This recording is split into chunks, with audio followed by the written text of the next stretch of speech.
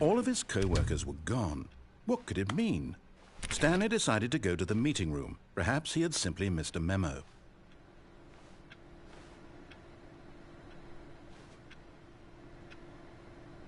No matter how hard Stanley looked, he couldn't find a trace of his co-workers.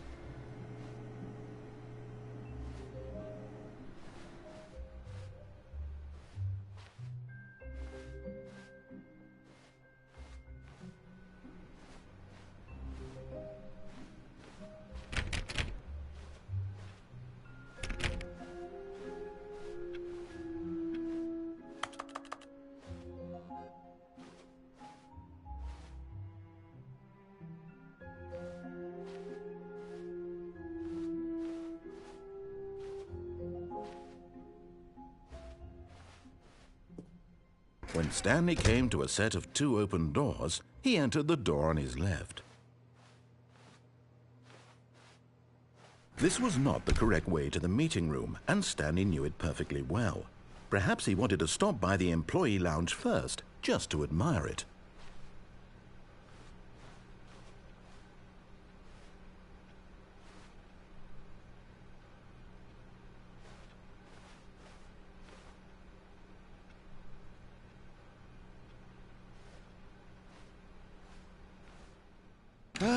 Yes, truly a room worth admiring.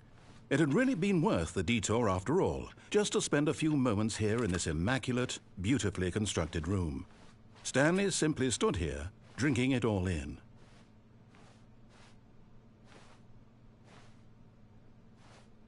But eager to get back to business, Stanley took the first open door on his left.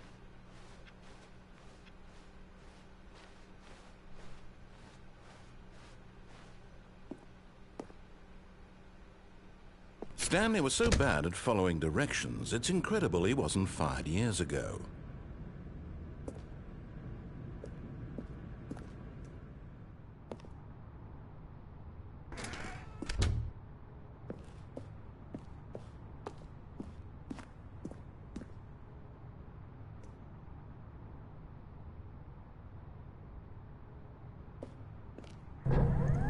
Look, Stanley, I think perhaps we've gotten off on the wrong foot here.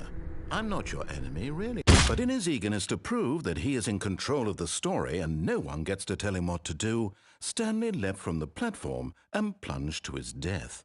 Good job, Stanley. Everyone thinks you are very powerful.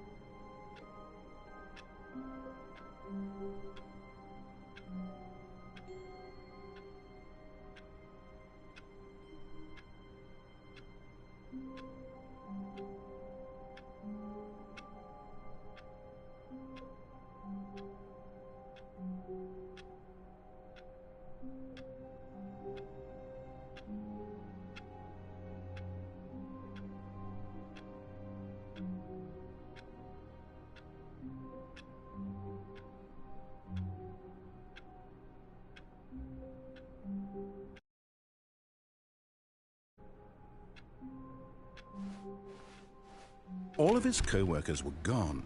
What could it mean? Stanley decided to go to the meeting room. Perhaps he had simply missed a memo.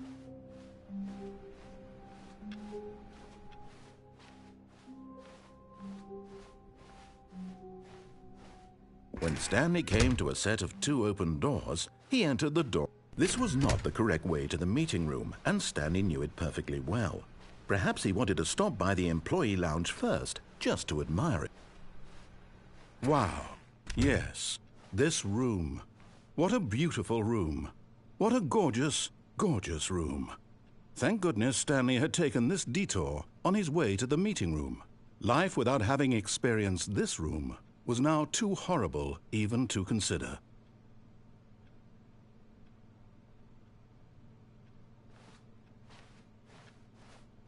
Yes, really, really worth it being here in the room. A room so utterly captivating that even though all your co-workers have mysteriously vanished, here you sit looking at these chairs and some paintings. Really worth it. But eager to get back to business, Stanley took the first open door on his left.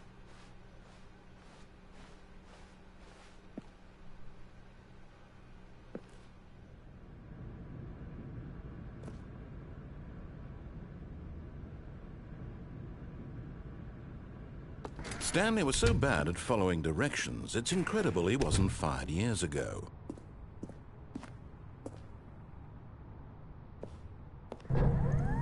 Look, Stanley, I think perhaps we've gotten off on the wrong foot here.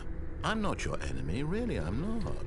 I realize that investing your trust in someone else can be difficult, but the fact is that the story has been about nothing but you all this time.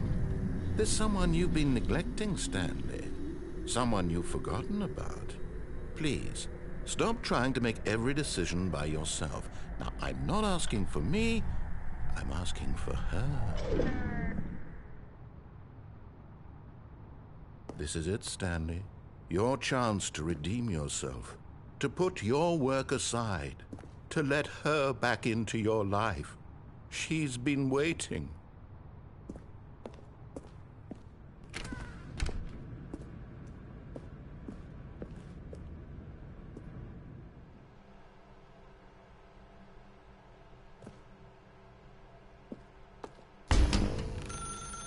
That's her, Stanley. You need to be the one to do this, to reach out to her. If you can truly place your faith in another, then pick up the phone.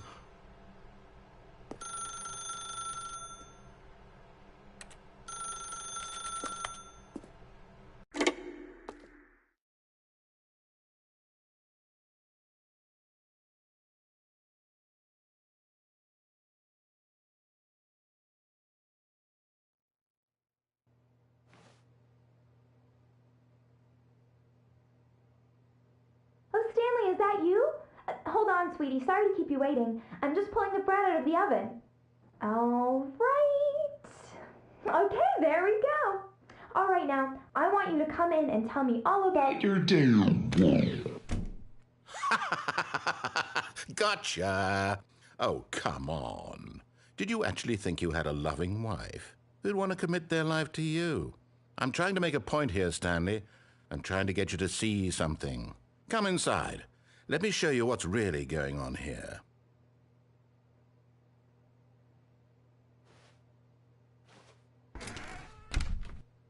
This is a very sad story about the death of a man named Stanley.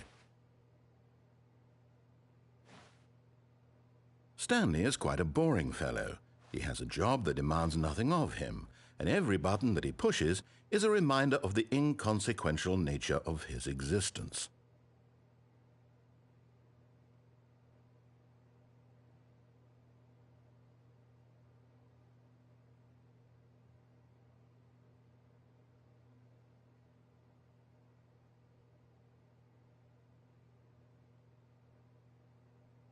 Look at him there, pushing buttons, doing exactly what he's told to do.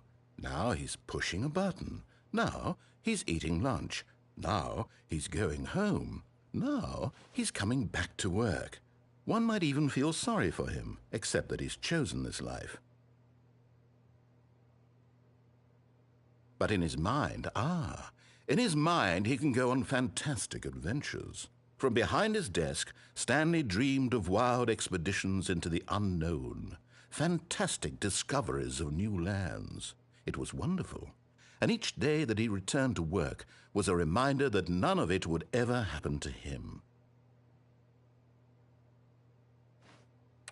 And so he began to fantasize about his own job. First, he imagined that one day while at work, he stepped up from his desk to realize that all of his co-workers, his boss, everyone in the building had suddenly vanished off the face of the earth. The thought excited him terribly.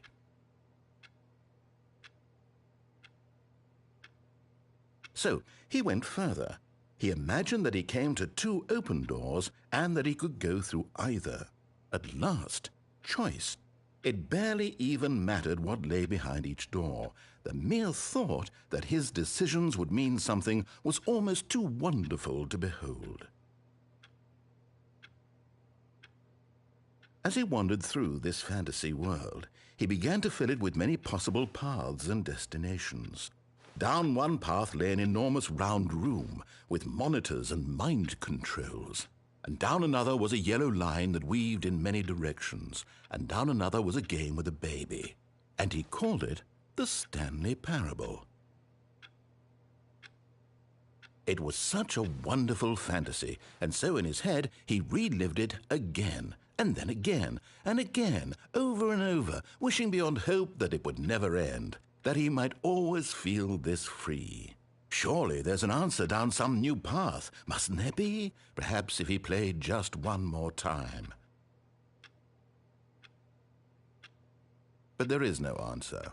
How could there possibly be?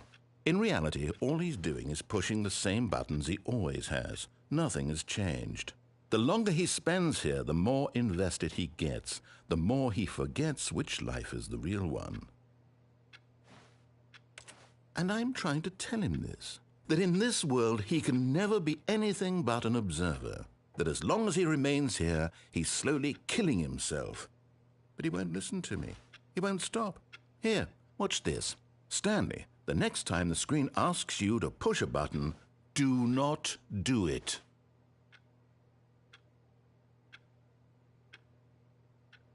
You see? Can he just not hear me?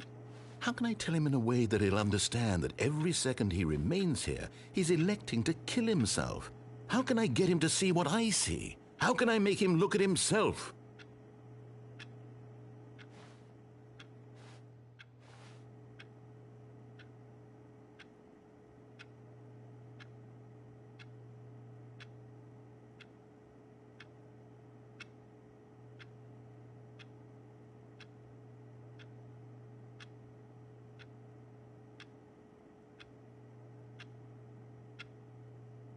I suppose I can't, not in the way I want him to.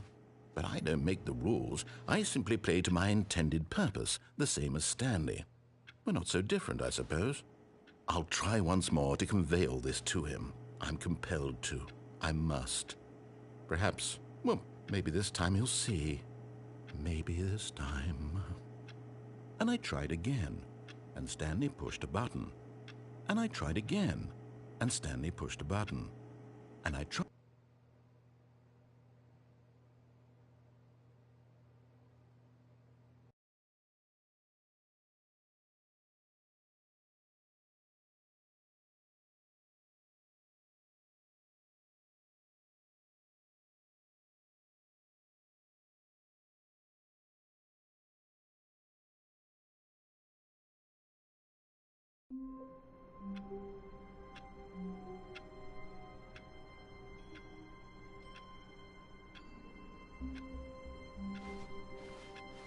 All of his co-workers were gone.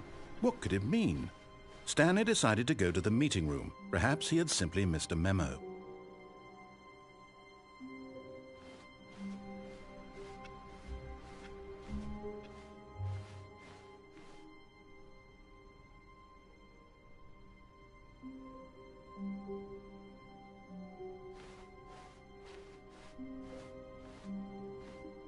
When Stanley came to a set of 2 open doors, he entered the door on his left.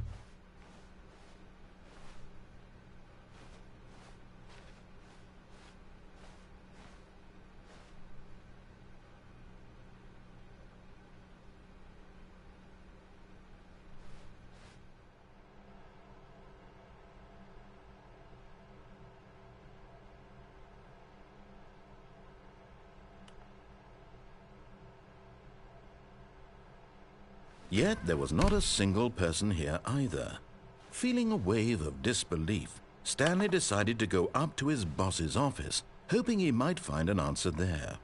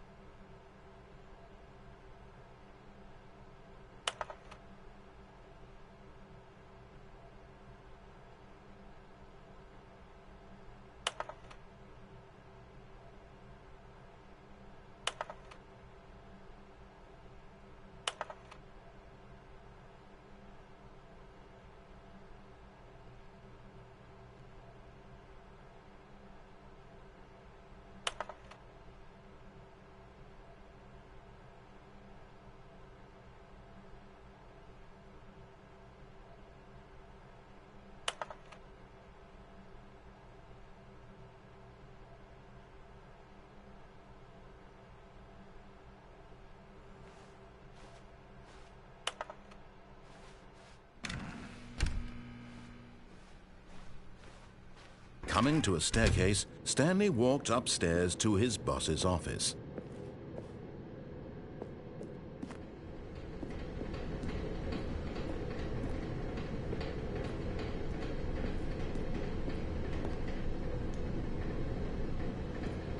But Stanley just couldn't do it. He considered the possibility of facing his boss. Admitting he had left his post during work hours, he might be fired for that. And in such a competitive economy, why had he taken that risk? All because he believed everyone had vanished? His boss would think he was crazy. And then something occurred to Stanley. Maybe, he thought to himself, maybe I am crazy. All of my co-workers blinking mysteriously out of existence in a single moment for no reason at all? None of it made any logical sense. And as Stanley pondered this, he began to make other strange observations. For example, why couldn't he see his feet when he looked down? Why did doors close automatically behind him wherever he went? And for that matter, these rooms were starting to look pretty familiar. Were they simply repeating? No, Stanley said to himself, this is all too strange. This can't be real. And at last, he came to the conclusion that had been on the tip of his tongue. He just hadn't found the words for it. I'm dreaming, he yelled. This is all a dream. Oh, what a relief Stanley felt to have finally found an answer, an explanation. His co-workers weren't actually gone. He wasn't going to lose his job. He wasn't crazy after all. And he thought to himself, I suppose I'll wake up soon. I'll have to go back to my boring real-life job pushing buttons. I may as well enjoy this while I'm still lucid. So, he imagined himself flying and began to gently float above the ground. Then he imagined himself soaring through space on a magical starfield, and it too appeared. It was so much fun, and Stanley marveled that he had still not woken up. How was he remaining so lucid? And then perhaps the strangest question of them all entered Stanley's head. One he was amazed he hadn't asked himself sooner. Why is there a voice in my head dictating everything that I'm doing and thinking? Now the voice was describing itself being considered by Stanley, who found it particularly strange. I'm dreaming about a voice describing me, thinking about how it's describing my thoughts, he thought. And while he thought it all very odd and wondered if this voice spoke to all people in their dreams, the truth was that, of course, this was not a dream. How could it be? Was Stanley simply deceiving himself, believing that if he's asleep, he doesn't have to take responsibility for himself? Stanley is as awake right now as he's ever been in his life. Now, hearing the voice speak these words was quite a shock to Stanley. After all, he knew for certain, beyond a doubt, that this was in fact a dream. Did the voice not see him float and make the magical stars just a moment ago? How else would the voice explain all that? This voice was a part of himself too. Surely, if he could just... He would prove it. He would prove that he was in control, that this was a dream. So he closed his eyes gently, and he invited himself to wake up. He felt the cool weight of the blanket on his skin, the press of the mattress on his back, the fresh air of a world outside this one. Let me wake up, he thought to himself. I'm through with this dream. I wish it to be over. Let me go back to my job. Let me continue pushing the buttons. Please, it's all I want. I want my apartment and my wife and my job. All I want is my life exactly the way it's always been. My life is normal. I am normal. Everything will be fine. I am okay.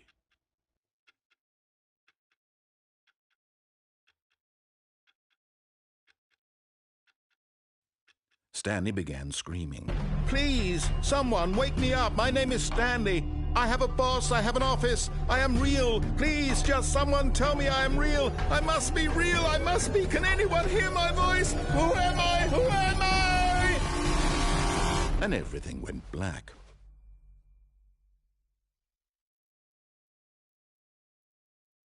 This is the story of a woman named Mariella. Mariella woke up on a day like any other. She arose, got dressed, gathered her belongings, and walked to her place of work.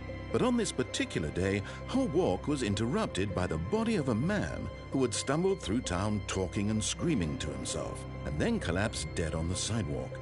And although she would soon turn to go call for an ambulance, for just a few brief moments she considered the strange man. He was obviously crazy. This much she knew.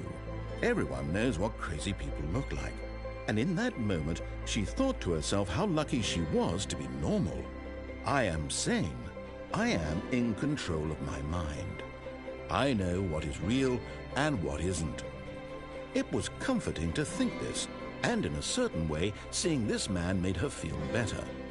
But then she remembered the meeting she had scheduled for that day, the very important people whose impressions of her would affect her career, and by extension, the rest of her life. She had no time for this, so it was only a moment that she stood there, staring down at the body. And then she turned and ran.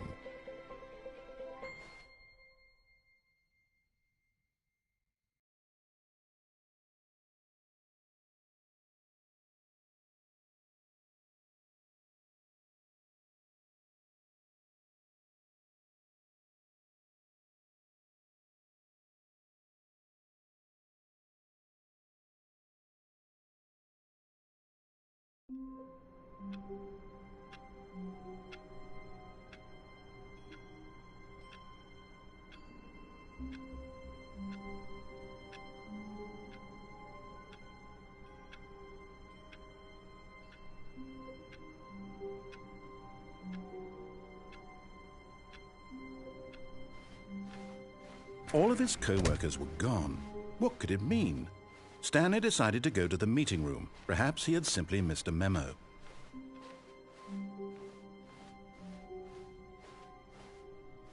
When Stanley came to a set of 2 open doors, he entered the door on his left.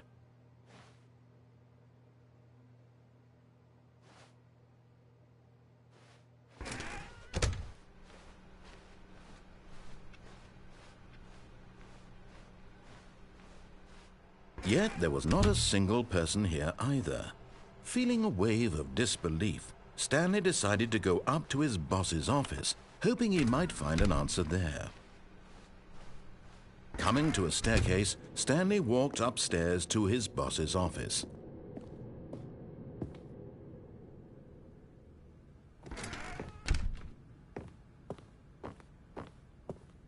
Stepping into his manager's office, Stanley was once again stunned to discover not an indication of any human life. Shocked, unraveled, Stanley wondered in disbelief who orchestrated this, what dark secret was being held from him. What he could not have known was that the keypad behind the boss's desk guarded the terrible truth that his boss had been keeping from him, and so the boss had assigned it an extra secret PIN number, 2845. But of course, Stanley couldn't possibly have known this.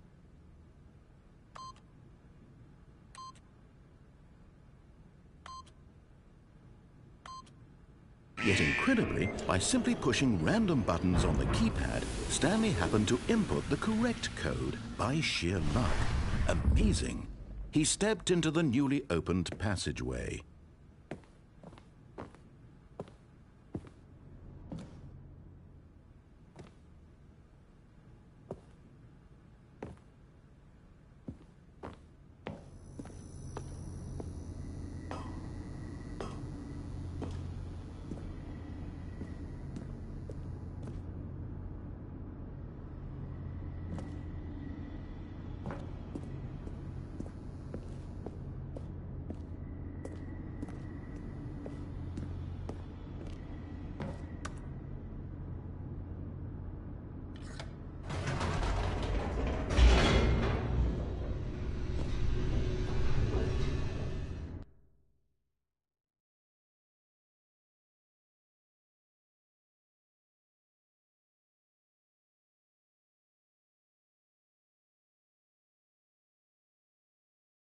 Descending deeper into the building, Stanley realized he felt a bit peculiar. It was a stirring of emotion in his chest, as though he felt more free to think for himself. to question the nature of his job. Why did he feel this now, when for years it had never occurred to him? This question would not go unanswered for long.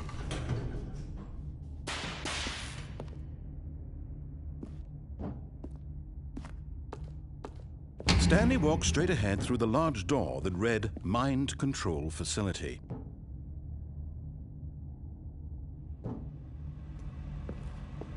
Although this passageway had the word escape written on it, the truth was that at the end of this hall, Stanley would meet his violent death. The door behind him was not shut. Stanley still had every opportunity to turn around and get back on track. At this point, Stanley was making a conscious, concerted effort to walk forward and willingly confront his death.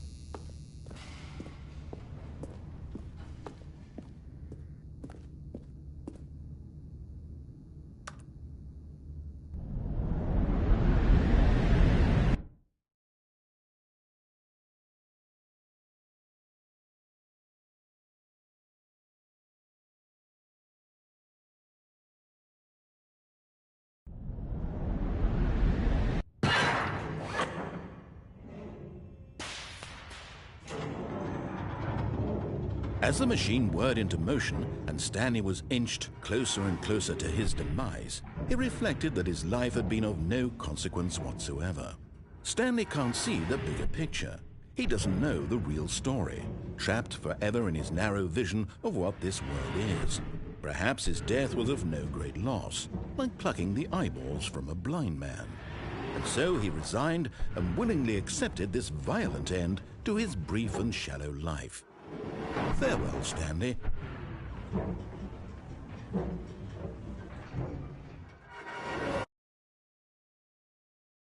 "Farewell, Stanley," cried the narrator, as Stanley was led helplessly into the enormous metal jaws. In a single visceral instant, Stanley was obliterated as the machine crushed every bone in his body, killing him instantly.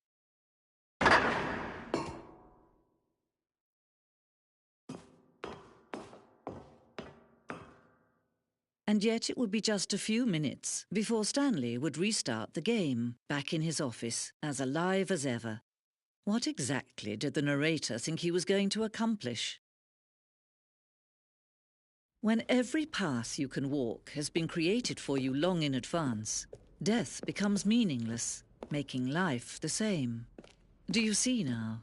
Do you see that Stanley was already dead from the moment he hit start?